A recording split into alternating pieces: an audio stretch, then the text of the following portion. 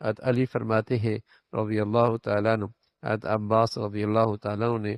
اپنی پیشگی اپنی زکوٰۃ ادا کرنے میں آپ علیہ الصلاۃ والسلام سے دریافت کیا تو آپ نے اس کی اجازت دے دی۔ جیسے سال پورا نہیں ہوا اور اس نے اس سے پہلے اپنی زکوٰۃ دینا شروع کر دی، اور جب اس کا سال مکمل ہوا اب اس نے اپنی تمام مالیت کا حساب کیا، اور اس کی زکوٰۃ مثلا 10 لاکھ بنتی تھی اور اس نے پیشگی ہی 8